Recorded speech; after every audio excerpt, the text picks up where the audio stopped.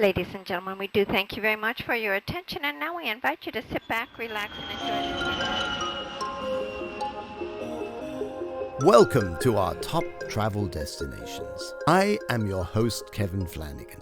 I have been editor of the weekly travel news column in the Sunday Independent and the Fine Wine and Food Guide, and I am here to use my decades of experience to help you know exactly where to stay, eat, drink, shop and explore when visiting the world's top travel destinations. So sit back and enjoy the wonders of travel as we take off on our magical journey together. Welcome to Kevin's Travel Stories. This week I'm going to share the most chilling place I ever visited.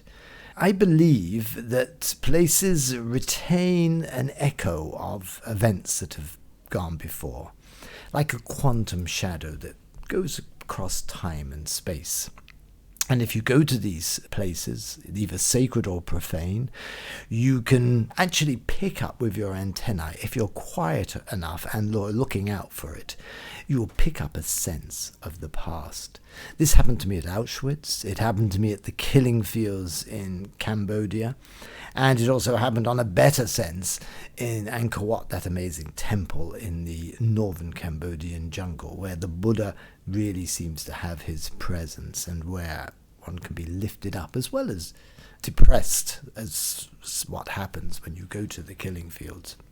So when I was invited by the German tourist board to visit Nuremberg, my antennae pricked up.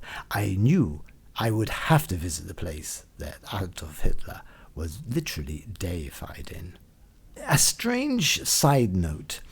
The afternoon of the visit to Nuremberg, the second day, I had been with some travel journalists. We had been down into the cellars underneath Nuremberg city. These are very ancient, and they go down very, very deep. And these cellars are where, from the 13th century, the noblemen of Nuremberg kept their beer and their wine. But when the Second World War broke out, the tables were turned on Hitler, and his sacred city of Nuremberg was basically wiped out by Allied bombing.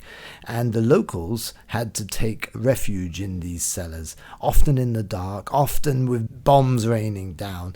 It was quite terrifying being underneath the city and getting a sense of how they had to stand, 7,000 of them, shoulder to shoulder, to try to survive this incredible firestorm that was going on just feet above them.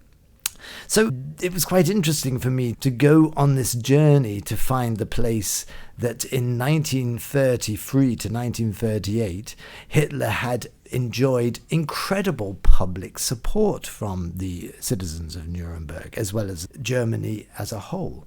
But nobody else wanted to come on my journey to the Zeppelin Field.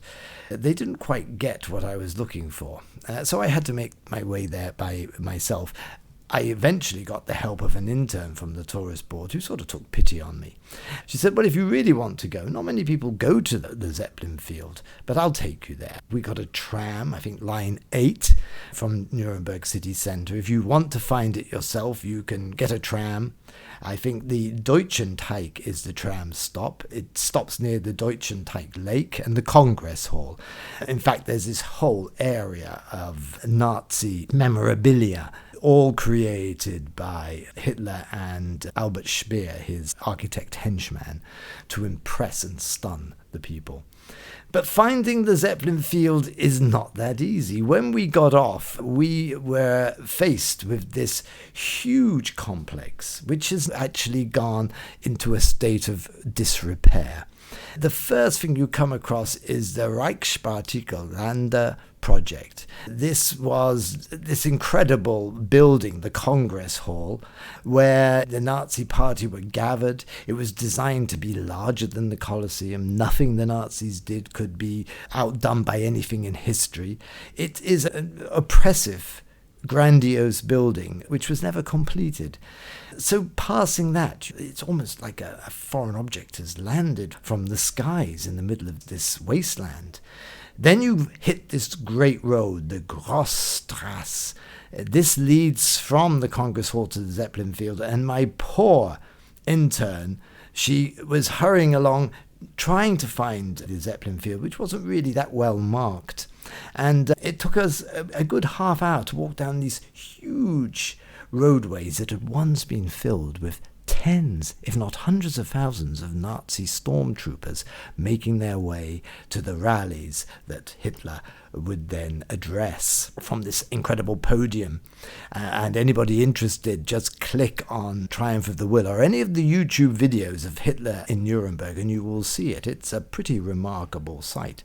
Why was Hitler so obsessed with Nuremberg? Well, it was the Holy Roman Empire prominent city, and he wanted to give his Nazi culture a significance that was beyond what it actually had. He wanted to make it significantly symbolic, and by attaching it to Nuremberg, this ancient city, he thought he'd have some reflective glory.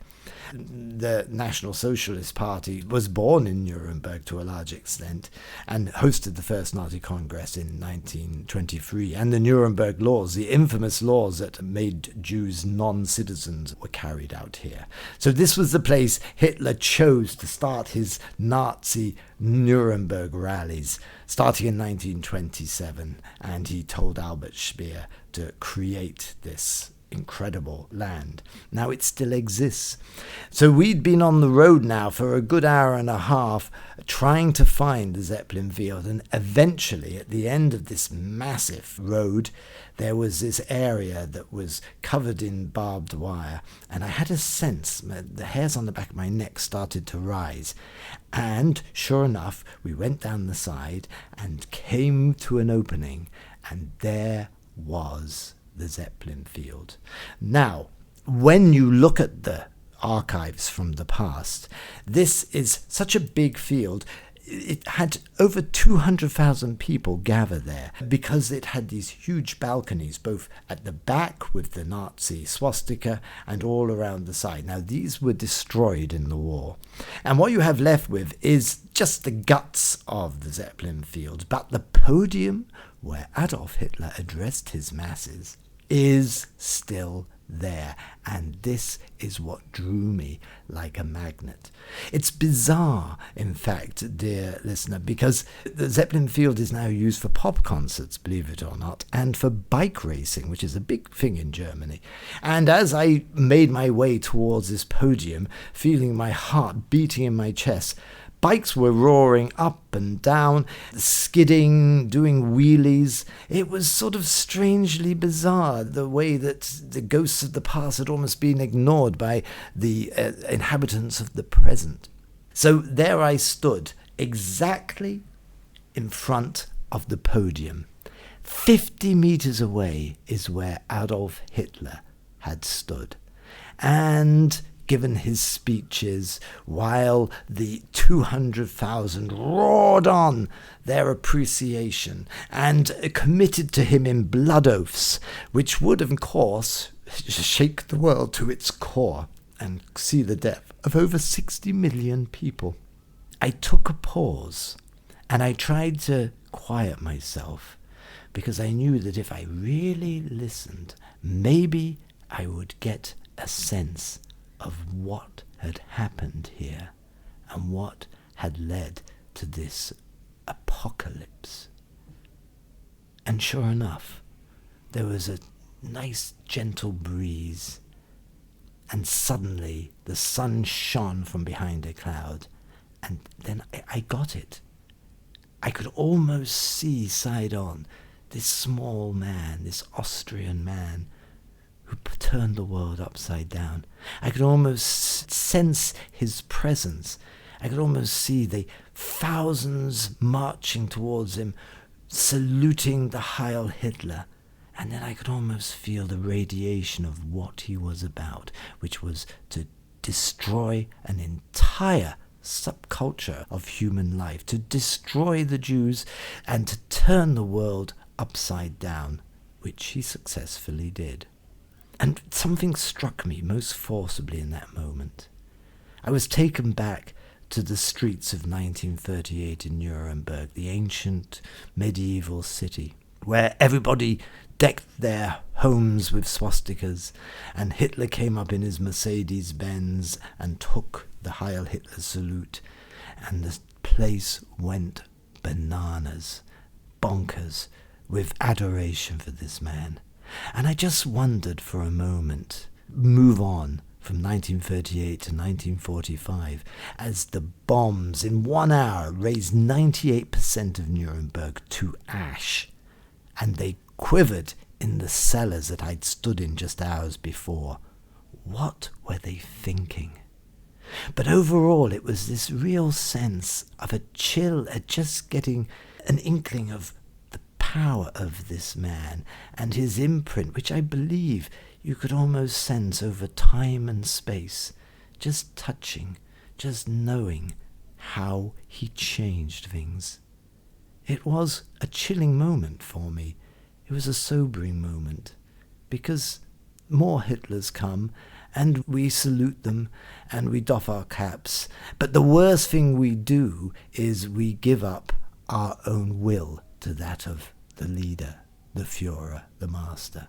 And that is the great crime, really. I understood at that chilling moment that a whole nation as sophisticated as Germany had given up their will to a man who really was a psychopath, who had deranged views, as it turned out, but yet he prevailed until he was stopped. Later, I wended my way back, took a train, and felt a strange sort of depression. How could we be so blind?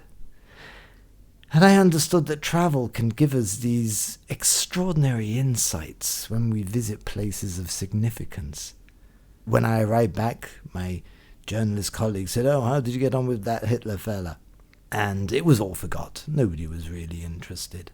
But I understood that I had experienced something that afternoon, that standing in that historical place, that destination that changed the world, it channeled something. I'd experienced something that changed me in ways I still do not yet understand. But I think that is one of the great blessings of travel. If you open yourself up, quieten down, you can experience things that happened in another time and another generation. But you are standing in the same place. And that is what travel gives us.